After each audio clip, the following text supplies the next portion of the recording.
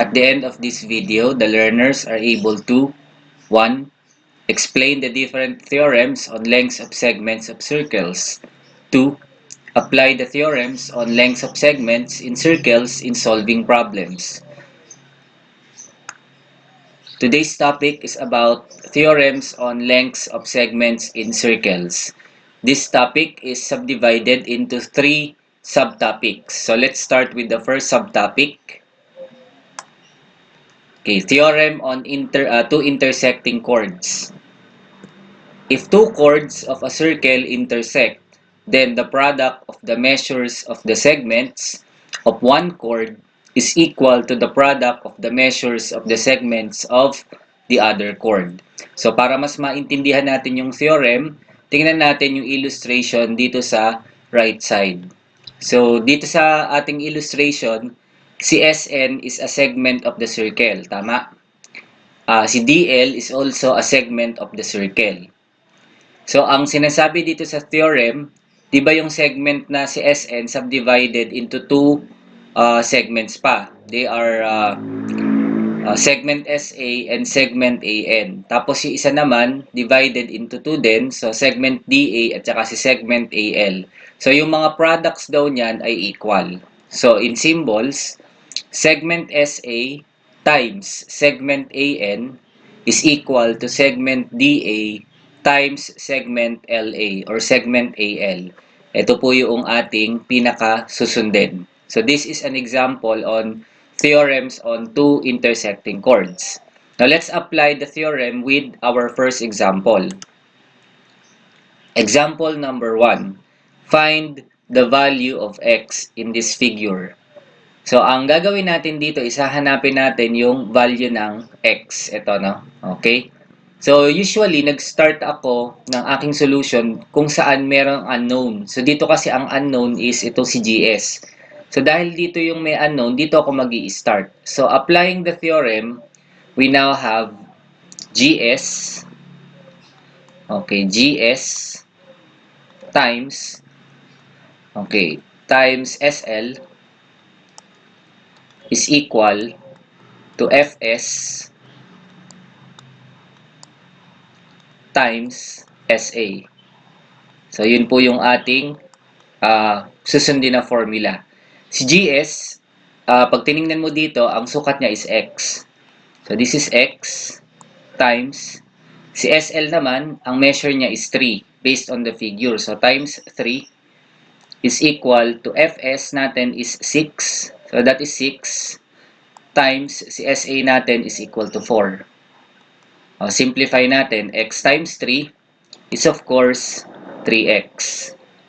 3x is now equal to 6 times 4, that is equal to 24. Okay? Now, to solve for the value of x, we divide both sides of our equation by 3.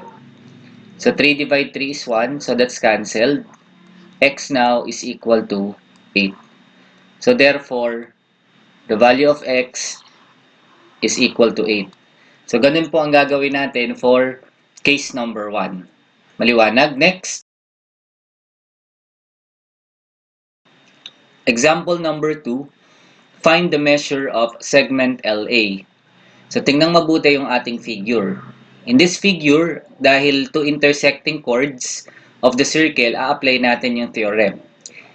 Yung X natin is actually segment LA. So, dun tayo mag-i-start. Okay? So, unahin natin dito sa side na to, sa segment IA. Okay? So, ang gagawin natin is, we write IL. So, IL times LA is equal to FL times LN. So, substitute natin yung ating mga given. Si IL is equal to 10. So, that is 10 times, ang LA natin in the figure is X. Yun po yung hinahanap natin. So, 10 times X equals, si FL natin is 8 times si LN naman is equal to 12.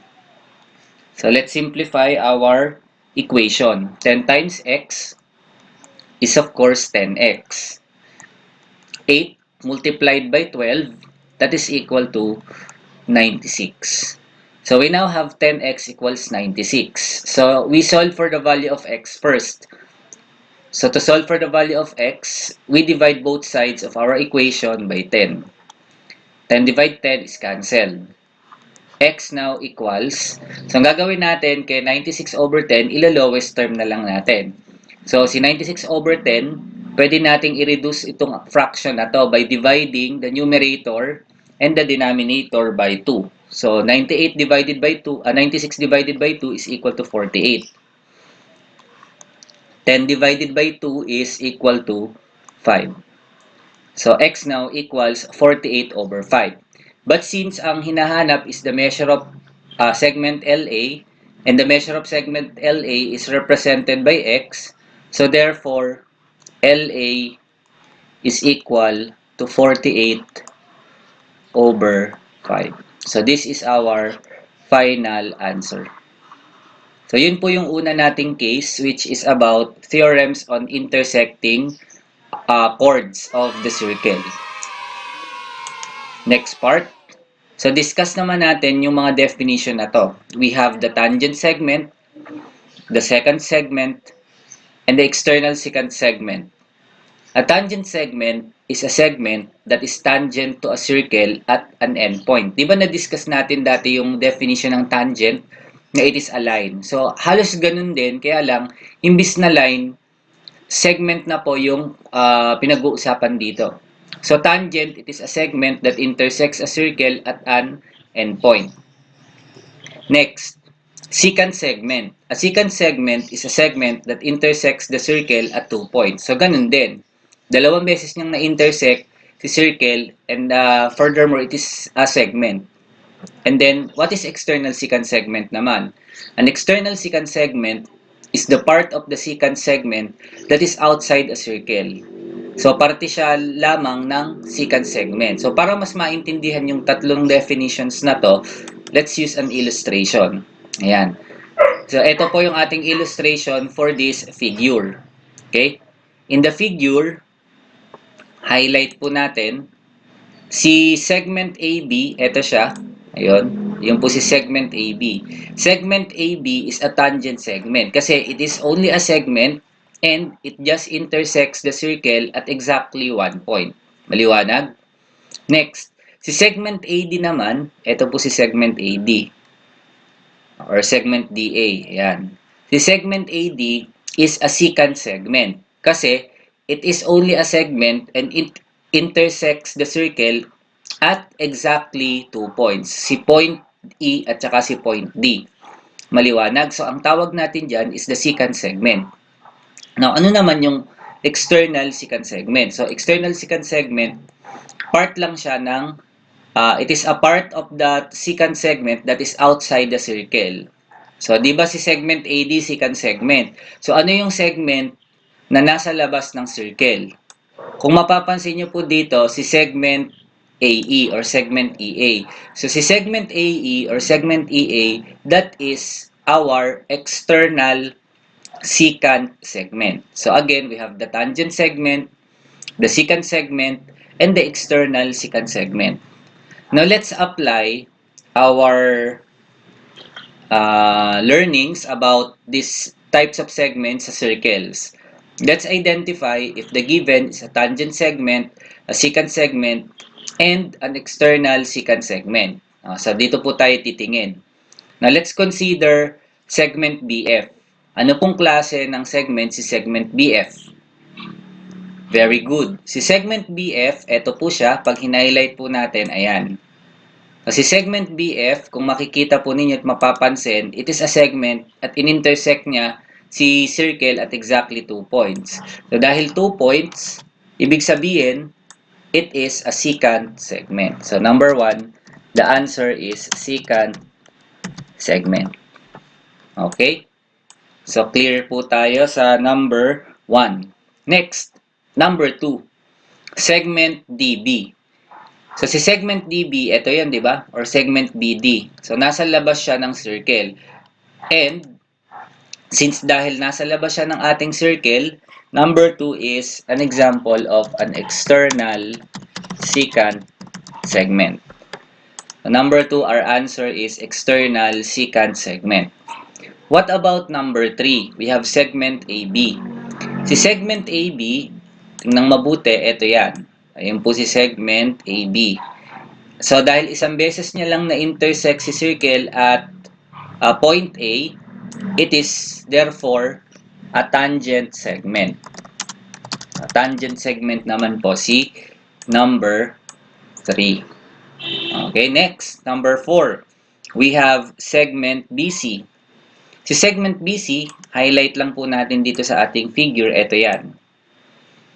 So, ayun po si segment BC. So, segment BC is external secant segment. And then last number 5 is segment EB. So, si segment EB yung buo, mula kay B hanggang kay E. So, yung buo po siya. So, highlight lang natin, mula kay B hanggang kay E. So, dahil buo siya, it is a secant segment. So, number 5, the answer is secant segment. Okay, maliwanag. So, now that you are familiar with these 3 terms, apply na natin siya doon sa ating second case. Let's now discuss the theorem on secant segments and external secant segments. Theorem. If 2 secant segments are drawn to a circle from an exterior point, so gaya po nito, si segment AR at saka si segment NR, they are secant segments drawn from an exterior point, which is point R. So I'll repeat, if 2 secant segments are drawn to a circle from an exterior point, then the product of the lengths of one secant segment and its external secant segment is equal to the product of the lengths of the other secant segment and its external secant segment. So, ang binabanggit sa theorem is this. Secant segment na to times secant segment po na to is equal to the secant segment na to times the external secant segment here. So, dito po sa ating figure, AR, highlight po natin, si AR times IR, ayun, ito po siya, is equal to NR times ER. So, yun po yung sinasabi dun sa pangalawang theorem na to. Now, let's apply the theorem with our first example. Let's solve for the value of x. So, ito po yung ating figure. Ayan. 2 secant segments that intersect from an exterior point. So, ang gagawin natin dito is kung asan yung value yung x, dun ka muna magi-start. So again, our formula is secant segment times external secant segment equals secant segment times external secant segment. Okay, tingin tayo dito. So dahil dito tayo dito yung may value ng x, so kukunin muna natin si BD. So kay BD muna po tayo magi-start. Highlight natin. So ito po si BD. Tama. So, our formula will be BD, ayan. So, BD, so that's the secant segment times. So, ano po yung ating external secant segment? So, ang external secant segment natin is BE naman. So, BD times BE is equal to, yung kabila naman po, so, BA naman po siya, BA times BC. Ayan. So, pag tinignan nyo siya dito, si BD, that's the secant segment, times si BE, yung kanyang external secant segment, equals BA, that's the secant segment, times BC, which is the external secant segment. Maliwanag? Now, let us substitute kung ano po yung mga given. So, si BD, ano po yung measure? Si BD, hindi lang siya 5. Hindi rin siya 5x, ano? But instead, di ba 5 ito at saka x. So, pagpaplasin mo. O, what is 5 plus x? 5 plus x is, ayan. So, it should be x plus 5. Kasi may x ka at saka 5 dun sa may figure. Tama? So, BD natin, ang sukat is x plus 5. Si BE naman, so that's 5. So, times 5 is equal to BA. Ang BA natin is mula B hanggang A. Eh, di ba ito 6, tas ito 4. So, ang BA natin, hindi lang 6 or hindi lang 4, but instead, 6 plus 4. So, ang BA natin is 10. Times, si BC natin, the external secant segment is 6. So, this is now our working equation. So, si quantity x plus 5 times 5, distribute muna natin si 5. So, x times 5, or 5 times x equals 5x. 5x, so 5 times 5, so that's positive 25, is equal to 10 times 6 is equal to 60. Okay. We now have 5x plus 25 equals 60. So, lipat natin si 25. 5x equals 60 minus 25. So, ginawa natin dito is transposition. 5x is now equal to 60 minus 25. 60 minus 25 is equal to 35. Now, this is now 35. So, solving for the value of x, we divide both sides of the equation by 5. 5 divided by 5 is 1. So, x now equals 35 divided by 5 is equal to 7. Dahil x lang yung hinahanap, this is now our final answer. X is equal to 7. Applying our theorem. Maliwanag sa first example? Next, let's have our second example. Let's find the length of segment PQ. So, ang segment PQ natin is this. Tama. O, dahil dun yung may x, dun ka magsisimula. So, ang formula natin is secant segment times external secant segment equals secant segment times external secant segment. So, dahil ito po yung may value ng x, andun yung value ng x, dito po tayo magsisimula. Sa part po na to tayo mag-i-start. Ayan, dun sa may part na yan. So, let's apply the theorem. So, our formula will be, ang secant segment is PR. So, PR, that's the secant segment, times, yung kanya external secant segment is QR. So, times QR is equal to, yung kabila naman, secant segment natin is TR or RT. Okay lang naman magkabaligtad yun, ano? So, TR times yung kanyang external is SR. So, secant segment times external equals secant segment equals times external. So, PR natin is of course x tsaka 7. So, that's x plus 7. Enclose lang natin sa parenthesis. So, quantity x plus 7 times yung QR. QR natin here is 7 is equal to TR. So, ang TR natin will be 8 plus 6. What is 8 plus 6? Yes, very good. That's 14. Times yung SR natin is 6. Okay, so quantity x plus 7 times 7 equals 14 times 6. So, simplify muna natin ito. Distribute natin. Ayan. So, 7 times x is equal to 7x. 7 times 7, that's positive 49. Okay. Equals 14 times 6, that is equal to 84. So, solve natin yung value ng x. Lipat natin si 49 sa 7x equals 84 minus 49. 7x equals 84 minus 49. Pag sinubtract natin, that will be equal to 35. So, this is equal to 35.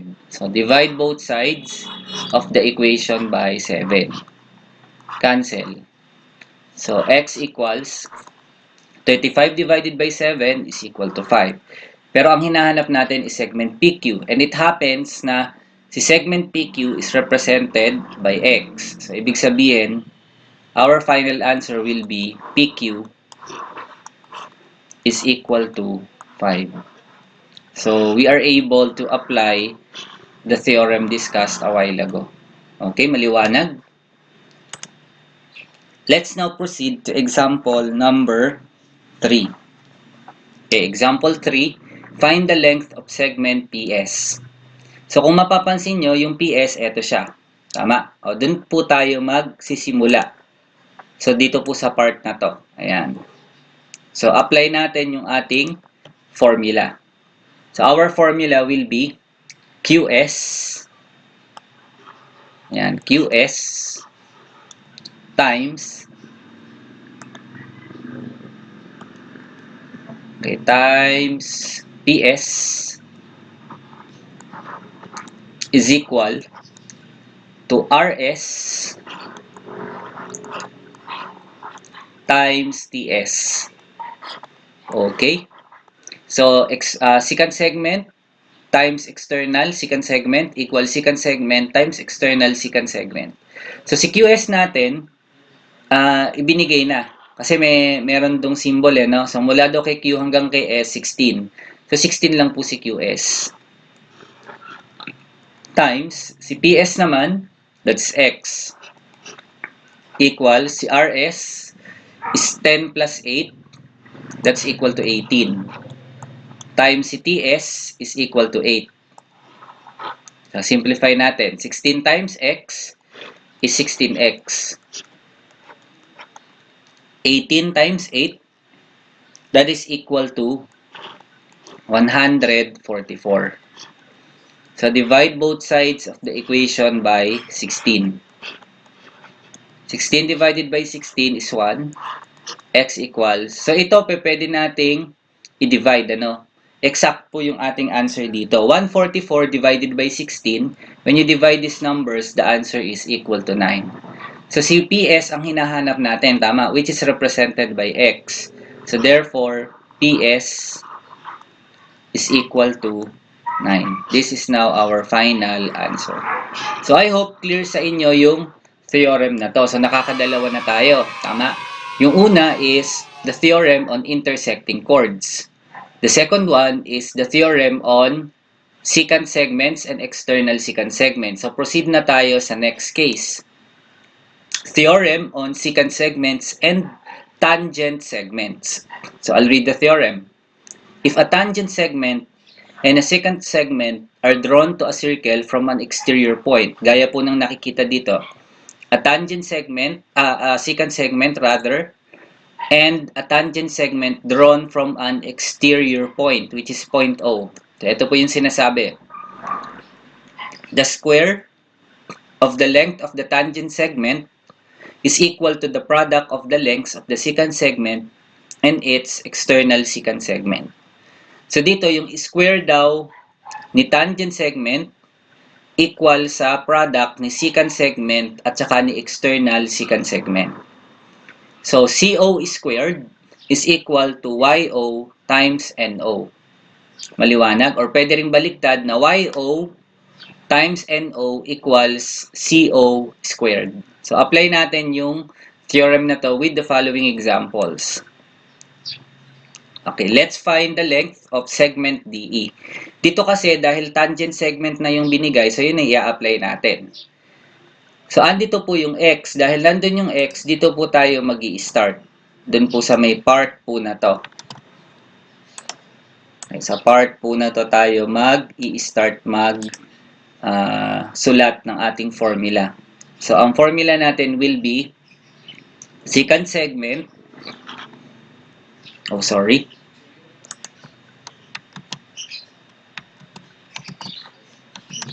Erase lang po natin tong part na to. So, secant segment BD. So, we have BD times the external secant segment BE is equal to the square of our tangent segment, BA squared. So, dito naman, secant segment times external secant segment equals the square of the tangent segment. So, si BD natin is of course x plus 4. Si BE naman is equal to 4. Equals, ang BA natin is 6. So that's 6 squared. Na-simplify na natin. 4 times x is equal to 4x. 4 times 4 is equal to positive 16. 6 squared is equal to 36. Ayan na. So, simplify pa natin. So, lipat natin si 16 sa right. 4x equals 36 minus 16. So, we now have 4x equals 36 minus 16 is equal to 20. So, ang resulting equation natin is 4x equals 20. So, para ma-solve si x, divide natin both sides by 4. X now is equal to 20 divided by 4, which is equal to 5. So, ang x natin, yun po yung hinahanap, which is DE or ED. Tama. So, therefore, DE is equal to 5. This is our final answer. Okay? Now, let's proceed to example number 2. Let's find the value of x. So, ang hinahanap lang ay value ng x. So, dahil nandito po yung x natin, dito po tayo sa part na to, mag-i-start.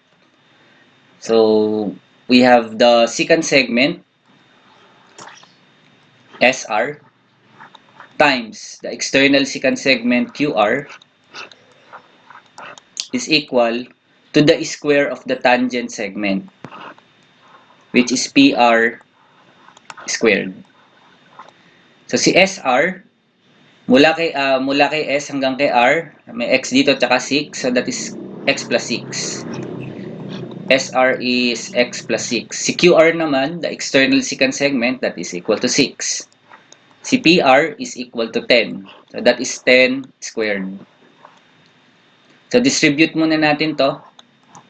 6 times x is 6x. 6 times 6, positive 36. Is equal to 10 squared is equal to 100. Okay? So lipat natin si 36 sa right. 6x equals 100 minus 36. So 6x equals 100 minus 36. Pag sinubtract natin, that's equal to 64. So 6x equals 64.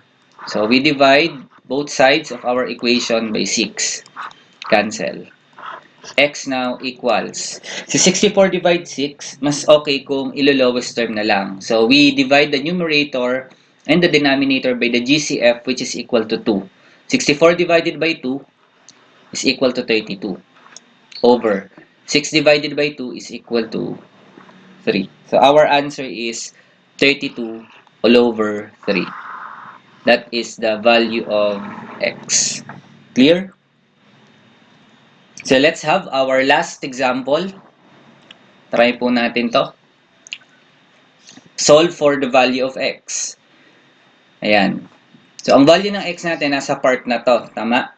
So dito po tayo mag-i-start. Ayan, sa part po na yan. Okay. So, second segment is QS. So, QS times the external secant segment PS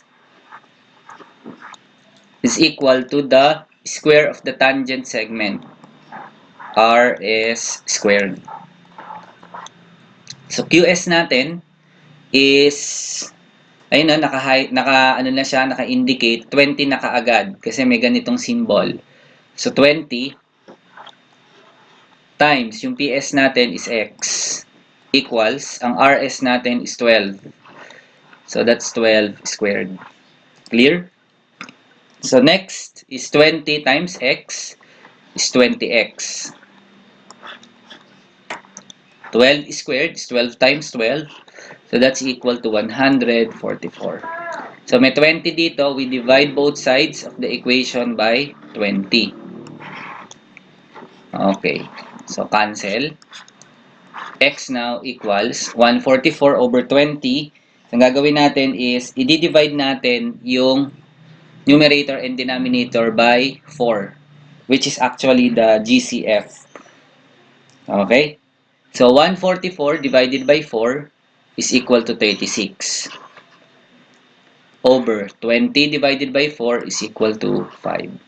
So, the value of x is equal to 36 over 5. Okay, maliwanag? And that ends our discussion on theorems on lengths of segments in circles. Thank you for watching.